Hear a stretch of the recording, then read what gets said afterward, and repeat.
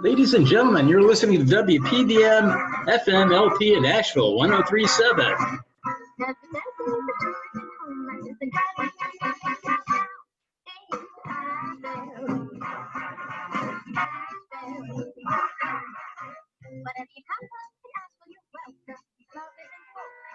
Well, ladies and gentlemen, I'm Chuck Fink, your host of Storytelling, and we appear every Wednesday, 10 o'clock at WPVM FM, and also on the internet, WPVMFM.org.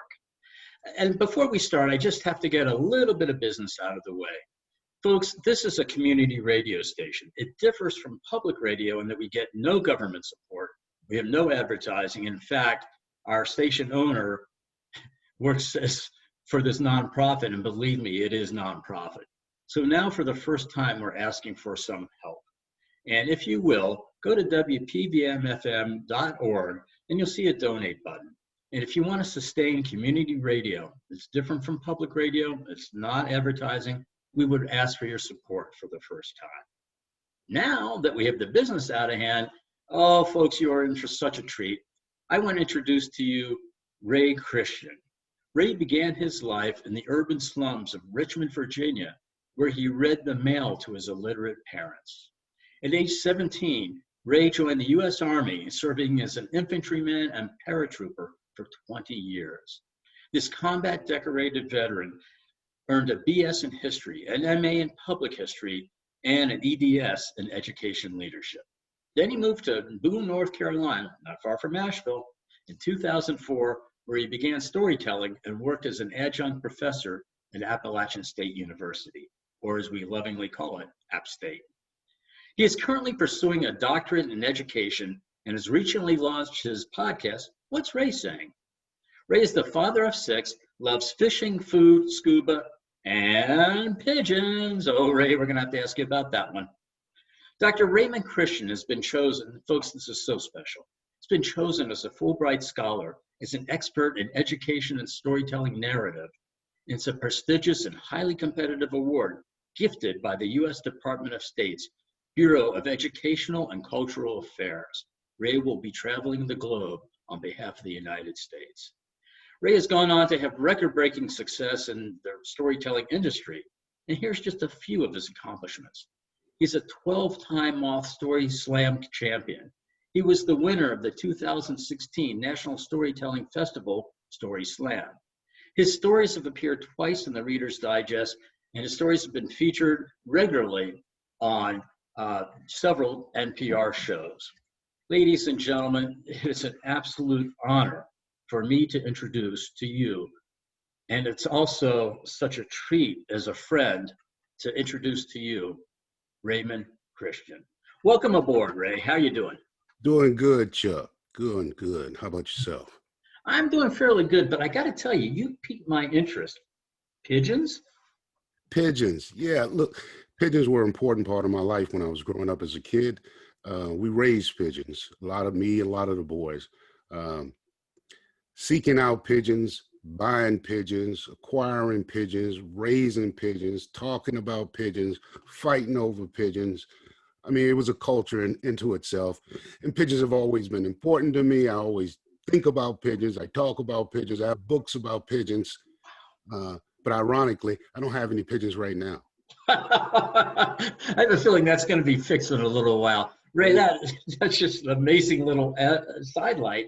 And I have to tell you, I don't know of any other person I'm going to interview that's going to be talking about birds just the way you did. That's very impressive. Chuck, let me say, you're probably the first person to ever ask me about pigeons, though. So the interview is already going off the rails, you know. Then that's good. We're on a good start. Surprised.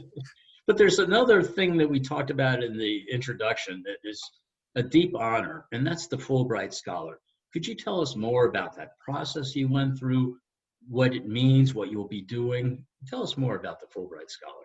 The first time, Chuck, I even heard about it was a storyteller, another storyteller who's also a tenured professor in Florida, Dr. Karen Neal. She told me about it. She mentioned it to me once, and that was the first time I'd ever heard about it. So I looked into the process, and it seemed so astronomically difficult. You had to show an area of absolute expertise in the field. And I wasn't really sure what fields that it really just came down to either American studies or education for me. I had to convince the panel of experts that I was, in fact, an expert. I had to do that through academics, and I had to show that through actual performance experience and prove to them that these performance experiences had some significance on the national stage. And I know that there are thousands of other people out there who will probably meet that criteria. Typically, what would happen is a university would put their energy into backing a professor who was thinking about participating as a Fulbright specialist, helping them create the narrative, do a little background research, to set it up appropriately because it looks good for the university.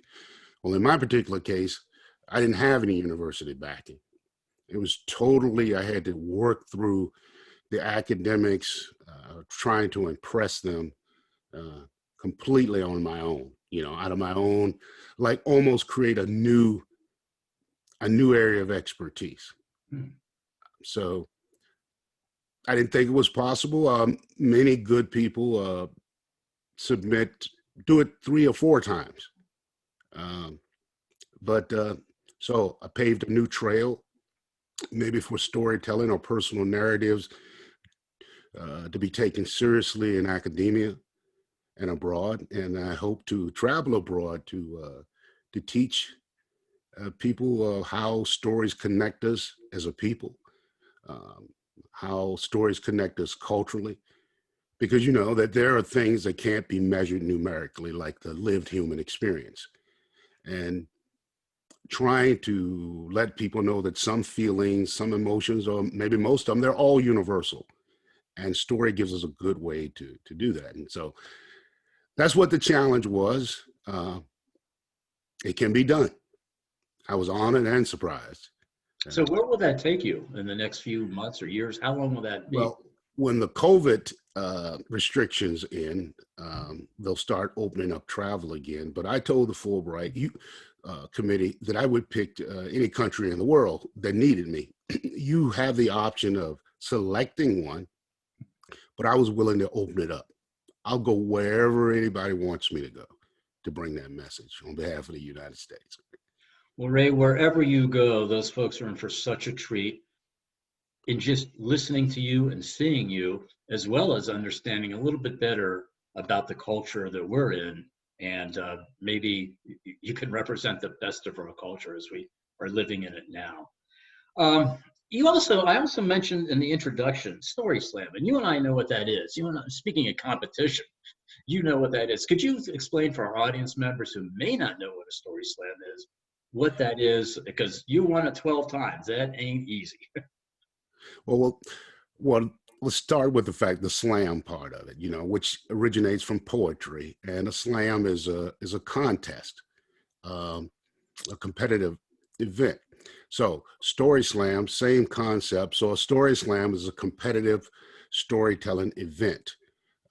Typically, and almost universally, these slams are done without notes, and there's a time restriction that if you pass, there are penalties for that. So you're confined within these parameters.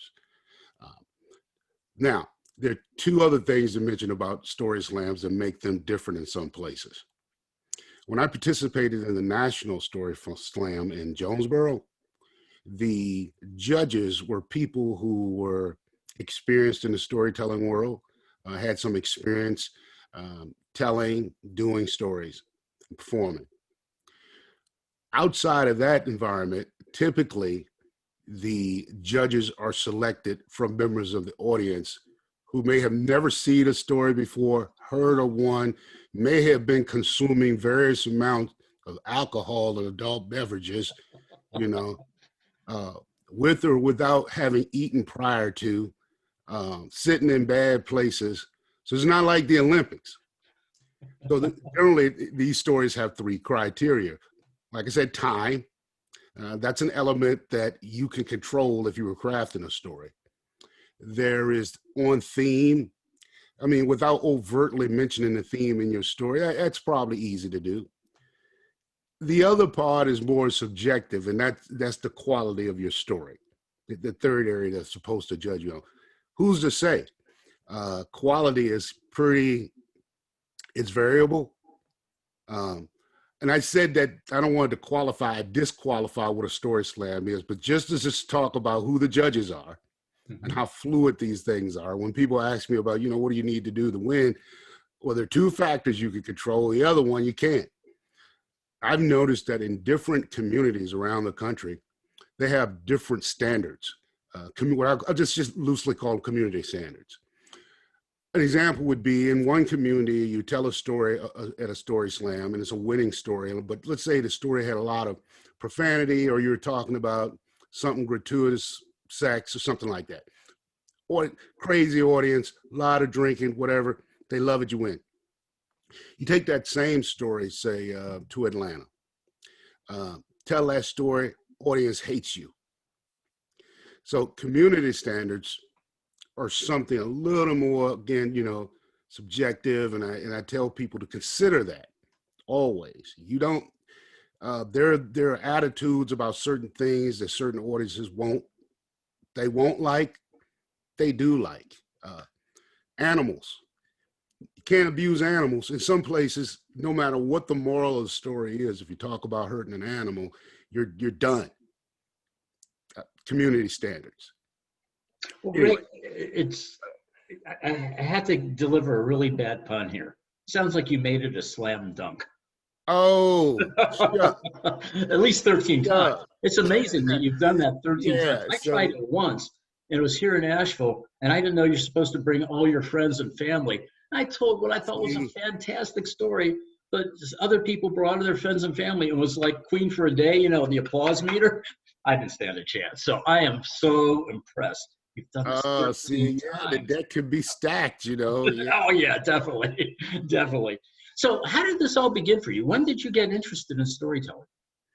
Well, I have been interested in hearing stories, I'm going to say almost my whole life. I was always intrigued.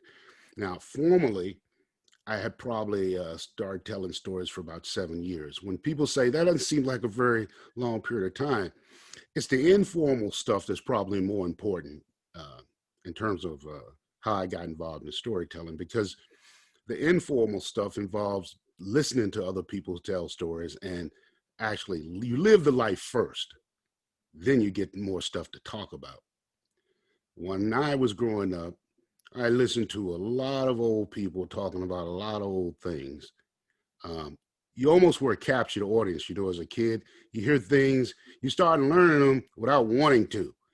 You'd rather be doing kid stuff, but these stories start becoming part of your memories almost. And the feelings and the fears and the joys that the old folks are talking about become yours.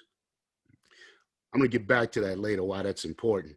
And so that always interested me. But probably the biggest change occurs when I left home and I joined the Army, because I was exposed to so many different people from so many different places, from so many different backgrounds. Little things like being poor means different things to different people in different places. How people express that means different things. So I started hearing stories. They're universal, but the people's different play on stories is different. People have different styles of telling stories around the country, and you never know that until you run into people who, they're not formal storytellers, they're just people who talk. And so it became interesting to hear stories from people from backgrounds you weren't familiar with. They were even more interesting. Their manner of expressing it, their way of saying it, their use of puns. So that became a thing for me. And as I aged in the Army, I won't say we had storytelling competitions, but there was never a time, even in combat, prior to a jump, on the jump, people were always talking to each other, stories by examples. Has this ever happened before? Yes or no? And let me tell you a story about it. Stories to motivate, stories to break people down, stories that hurt you, stories to inspire, and just stories to rid off boredom. So Well, Ray, what I'd like to do is I'd like for our audience to hear a couple of your stories, but let's start. You mentioned what to me was such an amazing childhood, and you were steeped in poverty, enrichment. It sounded like you were in a slum. I don't know if that's an appropriate word, but you had a really impoverished beginning of life, and your parents were illiterate. you you had to deal with so much growing up, not just the poverty side, but also the race. Can you tell us a little bit about that experience and maybe tell us a story that could help our audience understand your experience? and I started off going to school, and all through elementary school, I went to segregated schools. And pretty much everybody in the school was black. You know, all our teachers was black, our principal was black, the janitor was black, the ladies that worked in the cafeteria were black. Everybody was black. It's all I'd ever known, except with one major exception, and that is my mother. She was a maid, what we used to call back then days work. Uh, you do maid like work in white people's homes across town, but you clean the house, you watch the kids, you fed the kids, you did everything. I mean, basically, you're doing more than just one set of work. You're there doing normal work plus being on call for whatever they wanted for maybe $20 a week. Uh, to do that, you're basically always on call. And ironically, all the women who did this kind of work, days work in our community, um, your your own kids didn't have babysitters. So most of us grew up like that. We didn't have babysitters because our moms was way across town babysitting white kids. Um, Food became a primary issue. You know, in my house growing up, you know, food was love. Um, my mama did everything she could to make sure we had enough food. You know, buying cheap things, learning how to cook, and she was pretty good at that. Um, and even though we were extremely poor, uh, that made us more fortunate than a lot of the families that lived in our community. Um, like the family that lived next door to us called the Davises. You know, it was a family of four kids, a mom and a daddy. The daddy did labor work. Same thing my stepdaddy did. That means he did whatever, maybe on a construction site where illiterate men would work and just haul things, dig ditches, work like that. Mama didn't do nothing. She just stayed at home.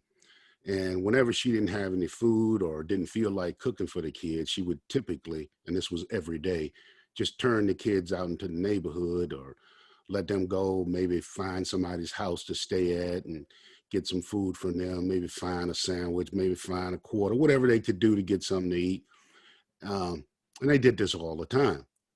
Now, one of the kids in the family, me and him became real close. His name was Moses. And I can remember the first time that I really saw some activity on his part to let me know he had some issues. And that was he was waiting outside the door with me in front of my house. And my mama finally yelled out, she had been cooking, "Come on in, it's time to eat." And as soon as my mama opened that door, Moses ran right by me, right by my mama, right to the kitchen table, grabbed a fistful of mashed potatoes and a chicken wing, and he was eating. He looked like a chipmunk. And my mama looked at him and screamed out, "Boy!" And Moses looked at her, cheeks puffed up, wing in his hand. And I'm looking at my mama and looking at Moses because this is like strange. And my mama takes a deep breath. And she says, "Boy, wash your hands first." Now, my mama would tell me, you know, don't eat at the Davis's house. She didn't have to really worry about that because the Davises never really had any food. But I tell you, in a black community then, and we're talking about the 60s and 70s, to give you a time reference, in a grocery store, they could have pet food and human food mixed together on the shelves. I don't know what the legality was then, and we know what it is now, but it wasn't an issue then. And that was commonplace. It was also common for people to, instead of buying the Star Kiss tuna, They might buy the cat tuna, 20 cans for a quarter or something like that. Now we knew that the Davises, they ain't own any cats, but they had hundreds and hundreds of cat tuna cans behind their house. The only food cooking in that house I ever saw is something we used to call tangy meat. Now that's a phrase that probably goes back to the Depression, but the tangy meat is when you take a bucket of water, a pot of water, and you got some cast off meat, meat that's decomposing, meat that done went bad, meat that the store might have thrown in the trash. Because also at that point, they didn't poison food or grind it up. I think they take some kind of special precautions now when they throw away edible products like that when they've expired, but not back then. All that kind of expired meat and stuff like that get thrown in the dumpster, and they would take advantage of that. So what you would do with this meat is, it's like I said, it's spoiling. It might have maggots on it, flies, whatever. So you boil that, and that's supposed to sterilize it, and you eat that. You keep constantly adding meat to the pot and boiling, eating it, boiling and eating it, boiling, eating it until you're eating it down like that. So that's tangy meat. And I can remember being over their house one summer when it was warm outside, and they had that pot of tangy meat on the stove, and there wasn't even no heat on it at all. And that thing was bubbling and gurgling and giving off a terrible gas all by itself. One of the things that had a major impact on our community was when the government started that free cheese program. Well, I tell you, with a lot of the people in the community and for us, people didn't know anything about no food pyramid, no basic components, vitamin deficiencies, and all these nutrients. No, it was full belly eating. And for a lot of people, that's all they knew about nutritional things. So for a lot of families, that block of cheese might have been the most nutritious thing they was going to eat. Compare that to some tangy meat. I can remember my boy Moses saying to me once, "Man, I like my cheese sandwiches with no bread." And I would, wait a minute, no bread? Man, that's just cheese. But probably more than any one thing, that free lunch program.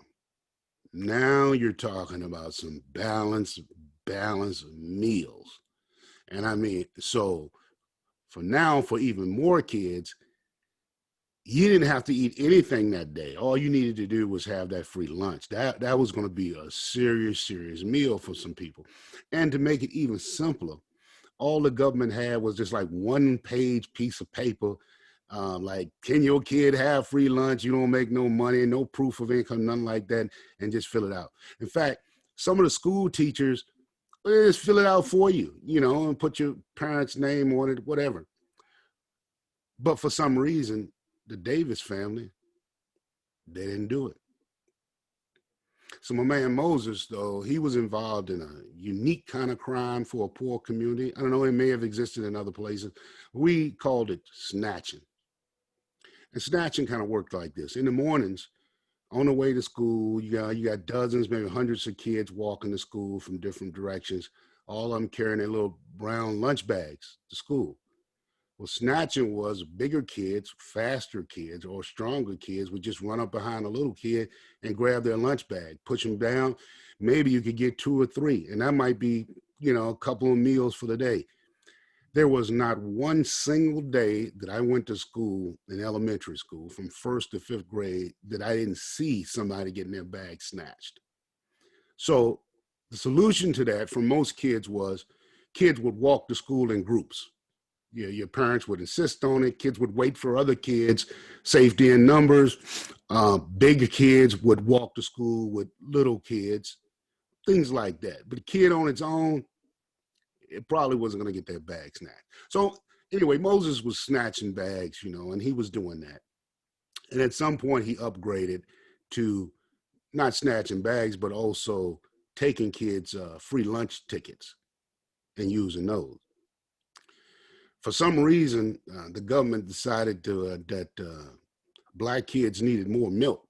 So instead of giving us the half a pint, it changed and we got 2 half pints of milk. This is significant because for most of us, before we went to school, none of us had ever drank milk. It was just like not a thing, in our poor Black community. I was exposed to buttermilk, but sweet milk, fresh milk, nah, just lack of refrigeration, that was just not a thing. So school exposed us to milk. And made a lot of kids sick, very, very sick. But we didn't understand that at the time, but just reflecting on the impact that had on us.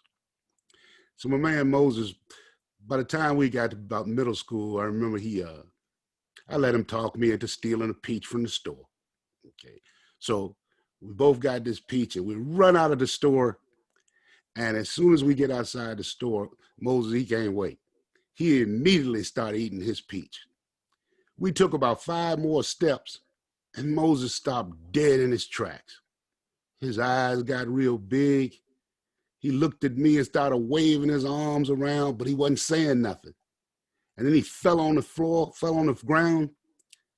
His chest hit the concrete and a great big old chunk of peach flew out of his mouth.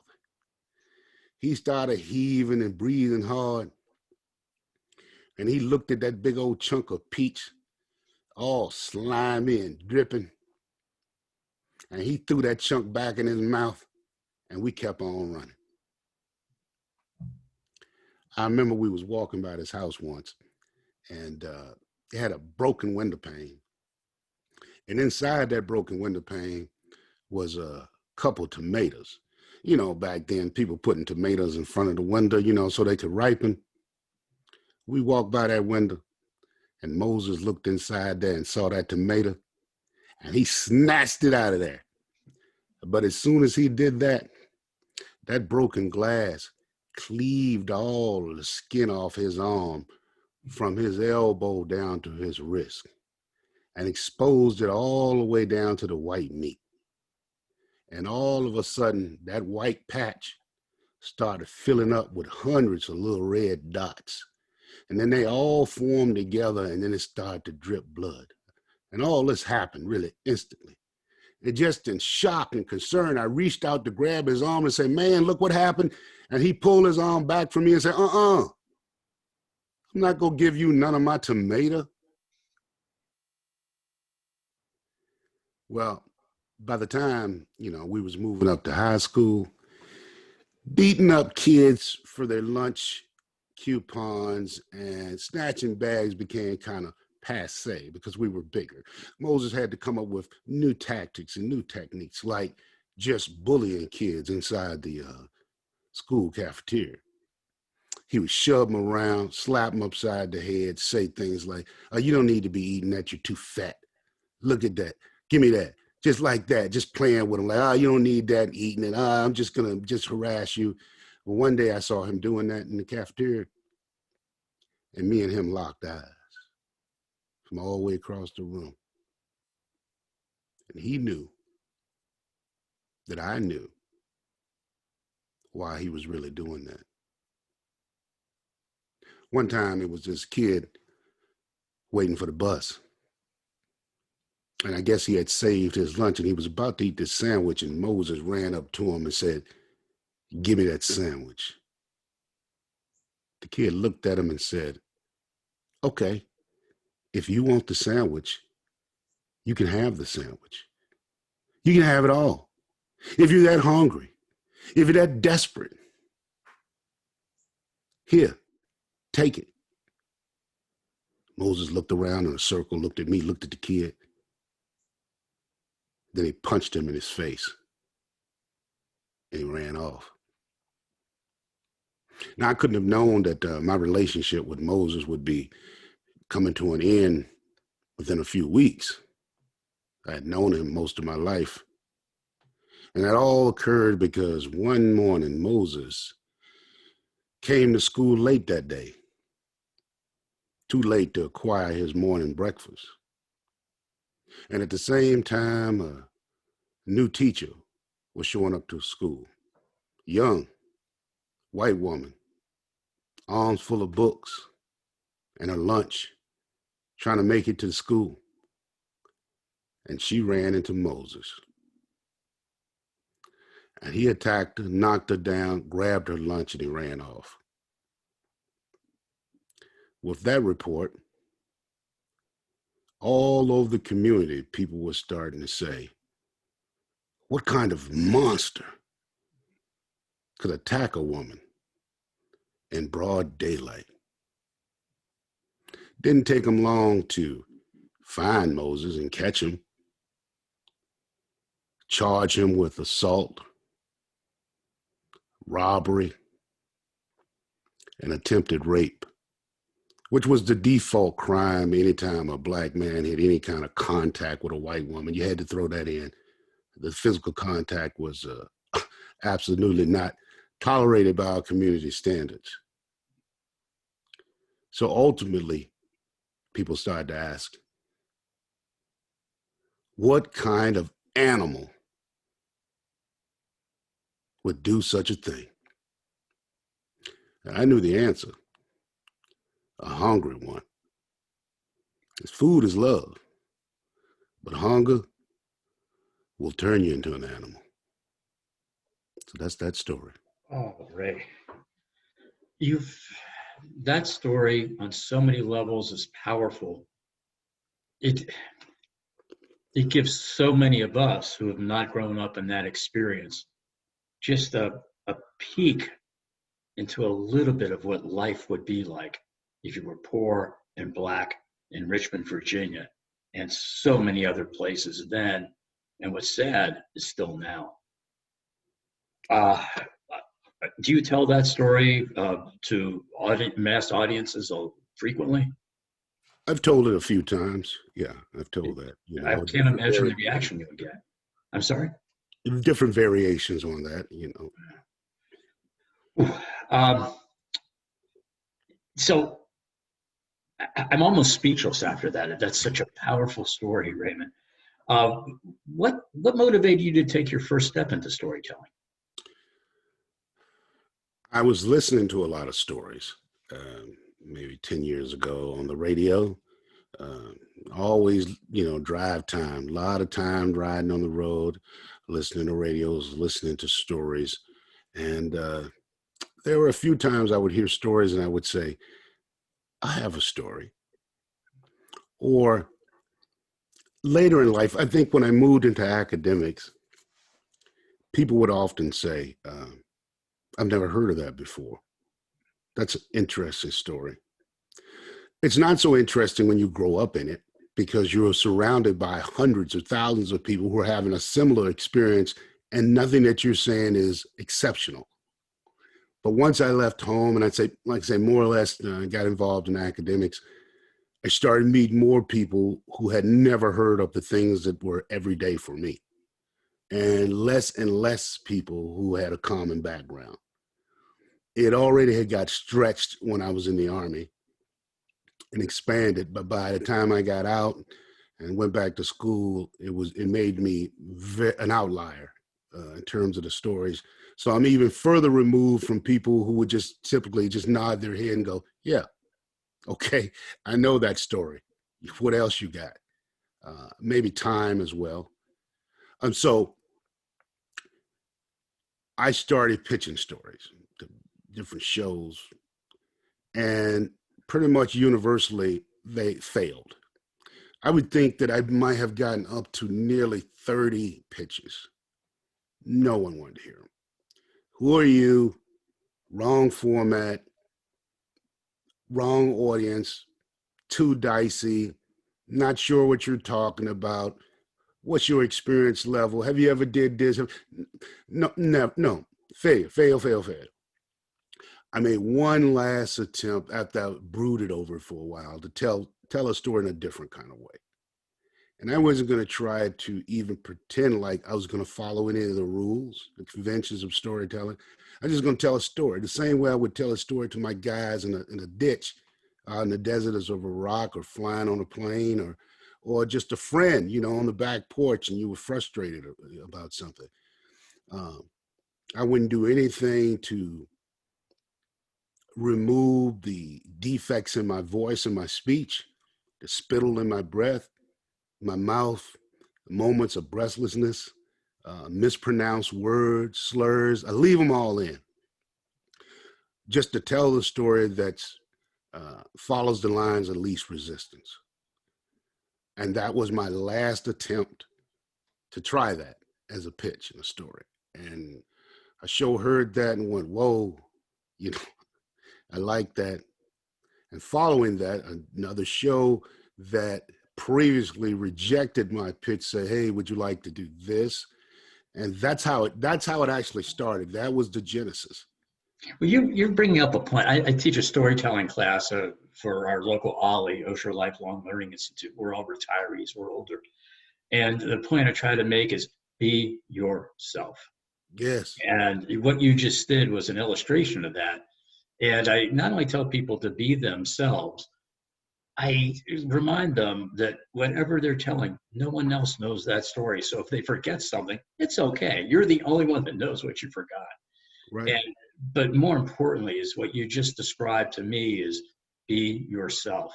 And that means use your experiences, use your language, use everything that's in you to relate your story to others. And that's how you're going to be effective. Well, before we go further, Ray, I have to take a little break here. I have to do a little bit of business, so hang in there while I say you're listening to WPVM LP in Asheville, North Carolina, 1037 on your FM dial, and globally on the internet at WPVMFM.org. And also a little bit more business. As I mentioned at the start of the show, we are a community radio station. We don't get money from the government. We don't have any advertisers. It's all based, frankly, on the owner's pocketbooks. And there's no money to be made in this. So it's really, they're donating their time and their money.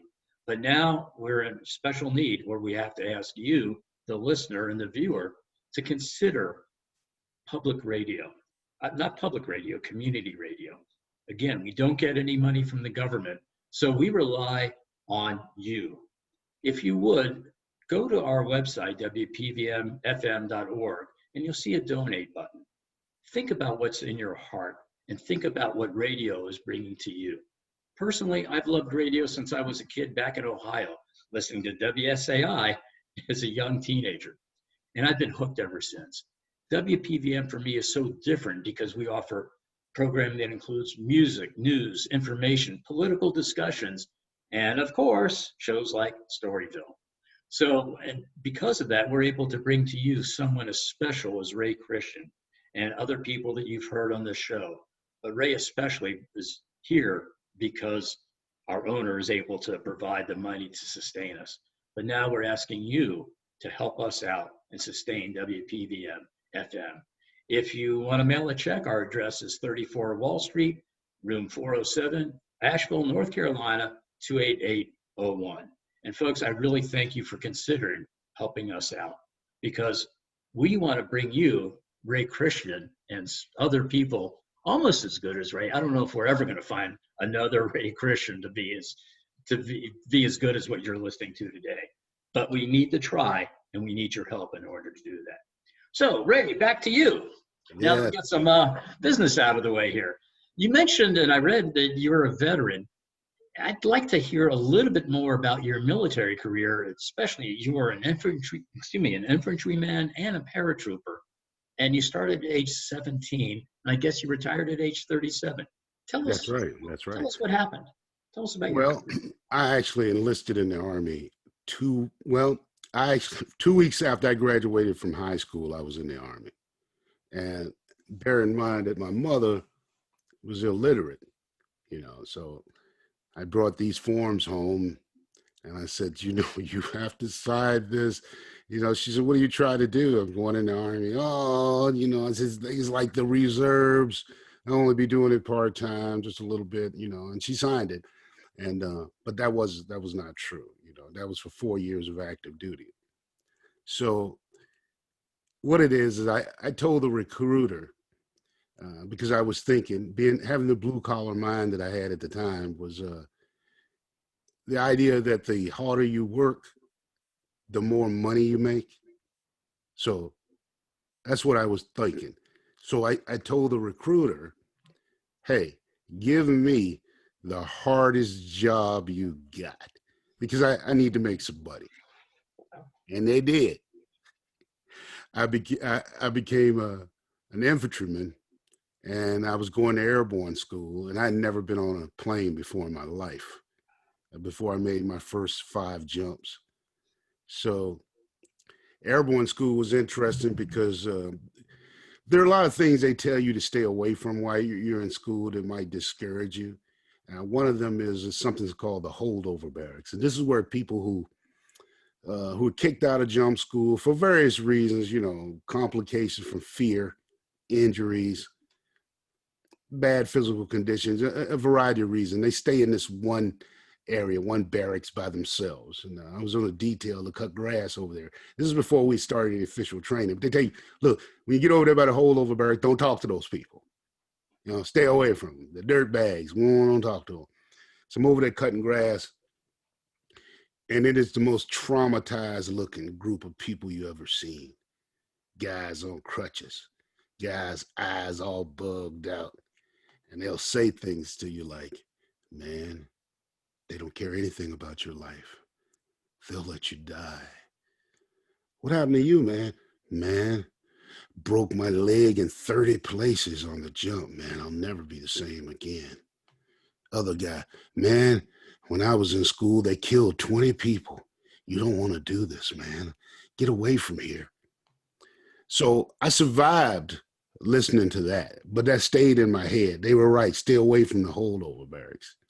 So one day we were out at lunch, having a break between training, and typically new classes in the distance are having a demonstration show. They have a demonstration parachute shooting thing going on, and you can see that from where the rest of us at. That the new class is coming in, they're having a demonstration. So we were out in lunch, we're looking up in the sky, and we saw this guy coming down, down, down, down, down, down, and we're going like, no, that's, we're calling out different things they teach us to go, that can't be right. That's not, no, maybe it's a dummy. No, maybe it's real. And we all run around the building to see just in time to see this guy impact the ground. Bam! And the instructor came out and pushed us all back and told us to go back to our units. So as we're all forming up to go back to training, the rumors all over the place. You know what you think you saw, but then rumors is, oh, nah, it's just a trick. It was just a demonstration. No, it was real. My friends say they saw the guy's body. No, it's not. Yes, it is. No, it's not. So before we start training, the commander comes out and he says, I understand that you guys heard a rumor that a man was killed today parachuting. Yes, it's true. That man was killed today. But that is what we do. Besides, it was not military equipment. This was a demonstration jump. Who amongst you would like to drop out of training right now? Step forward. Nobody stepped forward. But the next day, our numbers were short, like maybe 25 people. They were done. My very first jump, when I landed, I broke my thumb. There was a doctor in our airborne class, and I showed my thumb to him. It was all swollen, tender. You couldn't touch it. I made my first jump. What am I going to do? You have to make 5. I didn't want to be in the holdover barracks. And the doc said, I could splint it, but then people will know it was splinted. And you'll be in the holdover barracks. What do I do? He said, nothing. You're going to jump with it, just like it is, for the next 4 jumps. And I did. It was killing me. And after the 5th jump that afternoon, I went and got it taken care of. So I did ultimately graduate from airborne school. But what started off as my stepping stone out of the ghetto to do something different, to do something exciting, turned out to be my island. The military life started to grow on me. It was something I could do with some difficulty. And at some point, after multiple deployments, PTSD became a part of who I was and my personality. And what PTSD means when you're on active duty is something totally different. The those behaviors that you have can make you more dynamic in combat, but when we're not actually engaged, it can make you antisocial. And it's kind of like the military's its own triggers on triggers. People don't think about what it means to be a career military and have PTSD. So, but I was impacted by that. But I can remember I had been in probably about maybe 8 or 9 years when, and my unit was deployed in the first Gulf War, and we had been bombing Iraqi positions for probably 3 or 4 weeks at this point before we started to advance forward. Thousands and thousands of armored vehicles. In my entire career, I'd never seen anything like that. Horizon to horizon armored vehicles. It's like I never knew the power and strength of the military, because you're never going to see that, through your career and training. No opportunities to see just masses of vehicles moving like that. And we were launching artillery and rockets on Iraqi positions. And I can remember one night prior to our advancement, watching these rockets called these multiple rocket launchers. And they fly, 30, 40 miles in the distance. And when they explode, these multiple bomblets, these cluster bombs, fly out of them, and they hit the ground and they sparkle and they dance. Now, from the distance, it has a strange sort of beauty to it. And I can remember saying to the guy who was up with me, man, it's beautiful. And he said, yeah, unless you're the people under that beauty. Within the next few days, we started our armored advance, moving on Iraqi positions. And it's easy to imagine yourself being killed and thinking about different ways you could get killed and things of that nature, and operating out of fear. By the time we moved on those Iraqi positions, you could really see then what that beauty was, because there were just hundreds of Iraqi soldiers who had been wounded, who had been injured or killed in vehicle accidents trying to just get away. So that was common. They'd run over one another. They would crash, fall over. They had burns. They hadn't been eaten well.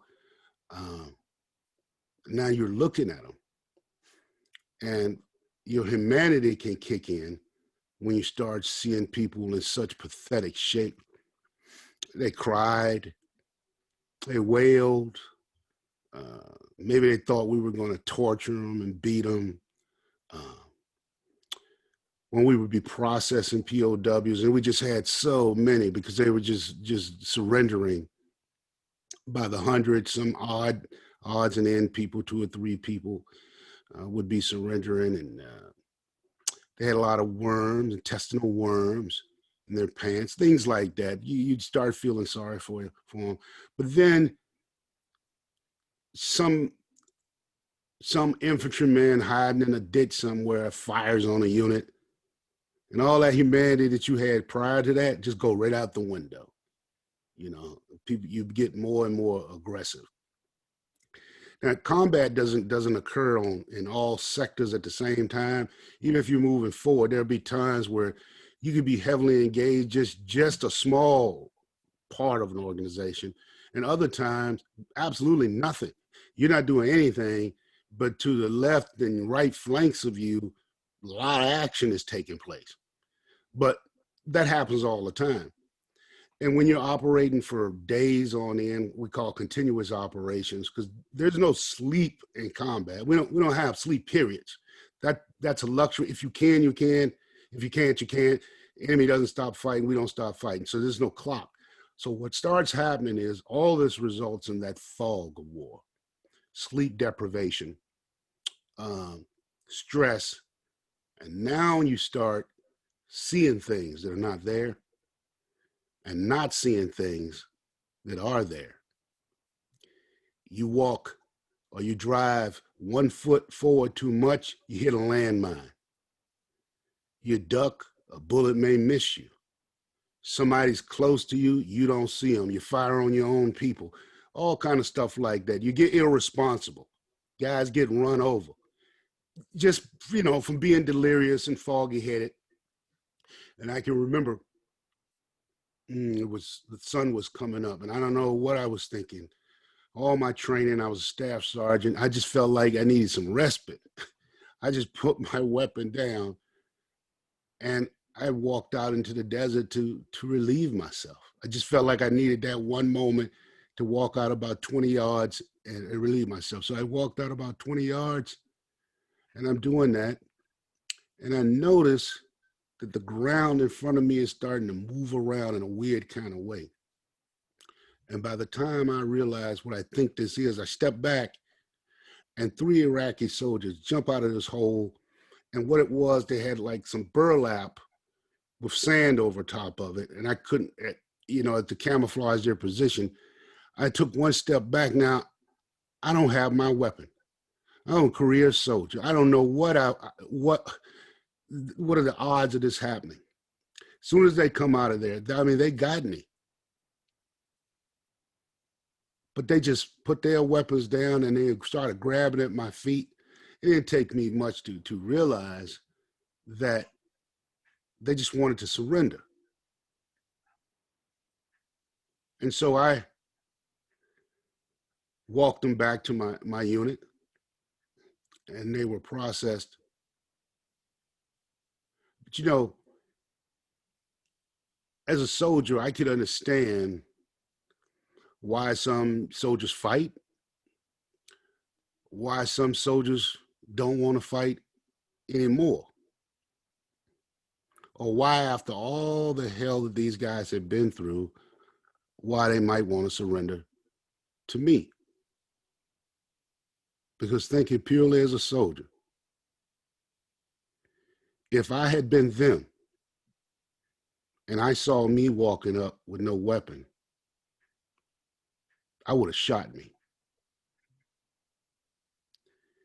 And if I had my weapon when I walked out there, I would have killed him. And I have thought about this to this day. I hope those men went on to have a good and long and prosperous life. Oh, Ray, thank you. You always hear thank you for your service, and I do thank you for your service. But above and beyond that, I thank you for your humanity. What you just described is a pure act of humanity in a sea of PTSD and a sea of weariness. And your humanity has served you throughout your life. So again, thank you for your stories. Thank you for your service, but especially Ray, thank you for just being Ray and for caring about other people. And in a time like we're living in now, you are extremely special because of your concern, your empathy, your love of fellow human beings. So I guess I need to stop laying it on, but these are true feelings I have for you, Ray. Now, I just want to take a couple other little turns here before we need to wrap it up in a few minutes, but you're also a college professor. How do you combine storytelling into academics? Oh, it gives me a great opportunity, especially teaching history, great opportunities to use stories to describe those things that can't be described, like I said previously, numerically. The buy-in, you always have to give academics about why you want to use storytelling. Well, in those areas like qualitative research, again, those things that can't be measured numerically, there's ethnography, there's narrative, case studies, phenomenology. All of these things use storytelling and the process of using oral history. So I'm always trying to make history come alive, or trying to convince other professors and say the non-human sciences why it might be important. There's a story to be told about rocks and space and animals.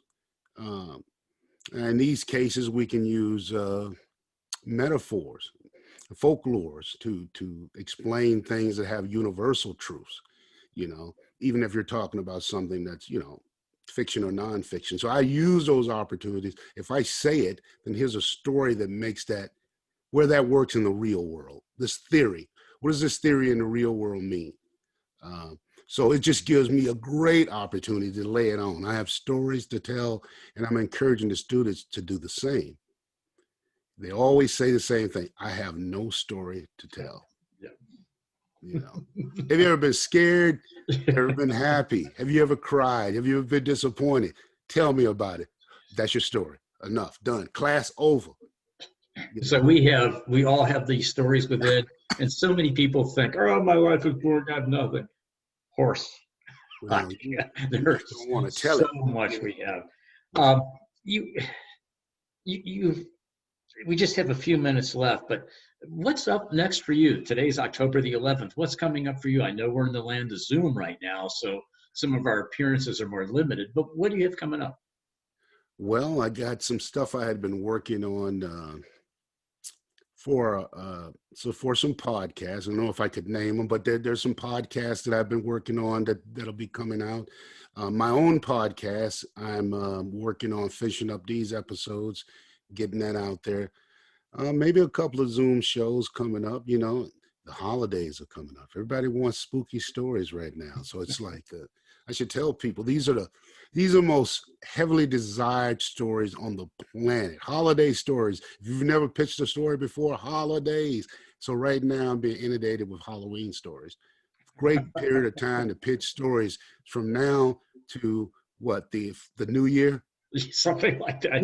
Yeah, so that brings another point. The difference between personal narrative and the tales. I'm more of a personal narrative, and I know for the most part, so are you.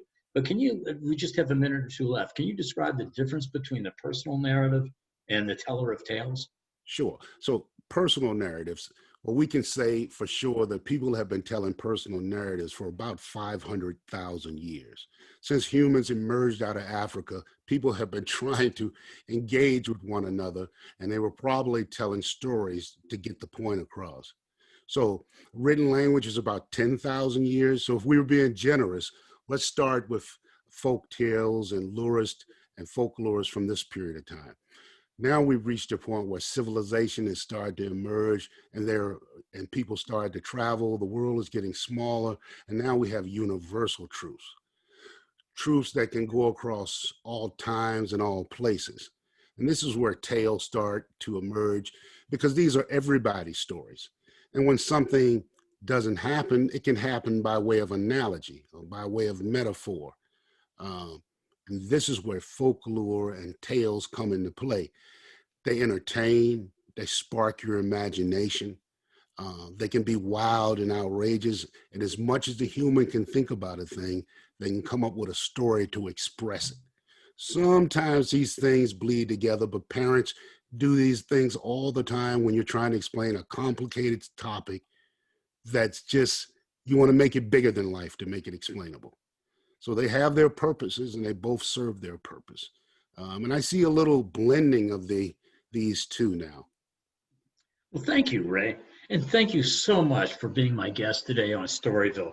Folks, you've just heard from one of the country's most decorated, not only veterans, but he's such a decorated storyteller for all of his many accomplishments. And the world, Ray Christian, is so much better that you're part of it. Folks, you've been listening to I'm so taken back by Raymond, I'm having trouble actually saying the station ID, but you've been listening to WPVM LP in Asheville, North Carolina, 1037 on your dial, and globally at WPVMFM.org. I'm Chuck Fink, your host of Storyville, and you can hear us every Wednesday from 10 to 11 on WPVM. And Raymond, you are just the best. I can't wait till we're through with the pandemic so I can hug you, shake your hand, and tell stories with you, because you are one of the best. Chuck, you're a wild and crazy guy, man. Well, wild and crazy is the way we have to be these days. Thank you, my friend. Take care and stay well. Bye-bye.